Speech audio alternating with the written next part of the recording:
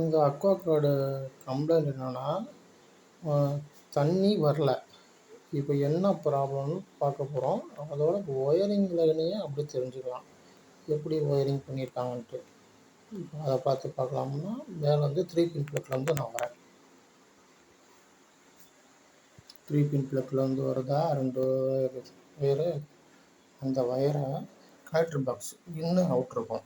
அவுட்டில் வந்து கருப்பு ஒயர் 2 வருதா, 2 பிரியுதுல, 2 பிரியுதுன்னா அந்த 2 பிரிகிறதுல வந்து மேலே கட்டாப்பு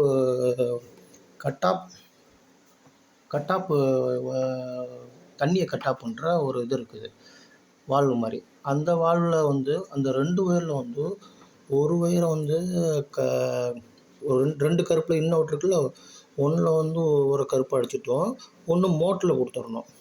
அந்த வெள்ளை ஒயர் இங்கே பாருங்கள், இங்கேருந்து வரது பாருங்கள், 2 வெள்ளை ஒயர். இது வந்து என்ன பண்ணுன்னா இந்த பாக்ஸில் கருப்பு பாக்ஸ்லேருந்து வரதுலேருந்து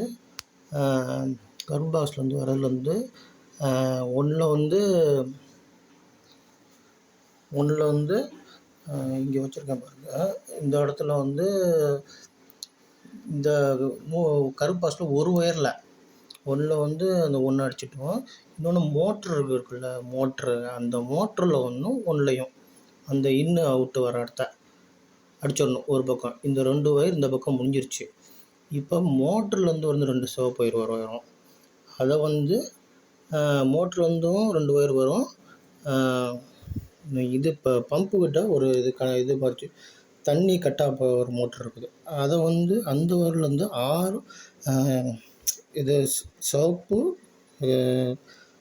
ஒயிட்டு வரும். ஒயிட்டை வந்து அந்த மோட்டர்லேருந்து வருது பாருங்கள், அந்த மோட்டர்லேருந்து வருதுல்ல, மோட்டர்லேருந்து வர ஒயரு ரெண்டு சிவப்பில் வந்து இதில் ஒரு சிவப்புலையும்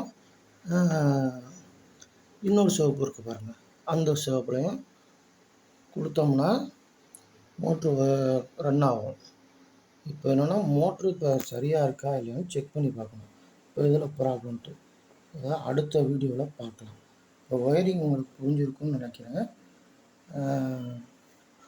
இதுதான் ஒன்றுமே விஷயம் இல்லை. இதை பாருங்கள், மீண்டும் அடுத்த வீடியோவில் பார்க்கலாம்.